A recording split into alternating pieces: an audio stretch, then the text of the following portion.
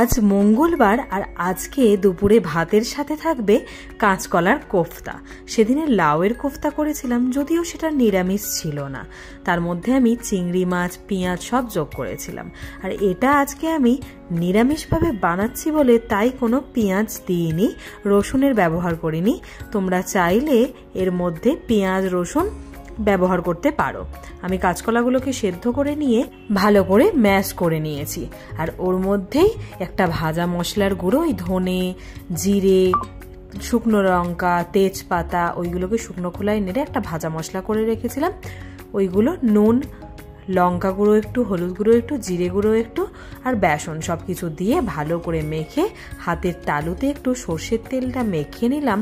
তার কারণ এগুলো চিটচিটে হয়ে যাতে হাতে না বসে যায়। আর এইভাবে আমি শেপ দিয়ে দিচ্ছি। তোমরা চাইলে এটা গোল গোল শেপও দিতে পারো। কোফতা বিশেষত গোল গোল করেই হয়ে থাকে। আর একটা মশলা আলাদাভাবে বানিয়ে নিয়েছিলাম, যার মধ্যে ছিল টক দই, ধনে গুঁড়ো, জিরে গুঁড়ো, লঙ্কা গুঁড়ো, হলুদ গুঁড়ো আর নুন। ওটা একটা মশলা বানিয়ে নিলাম। এদিকে আমি কোফতাগুলো সব লাল লাল করে ভেজে নিয়েছি।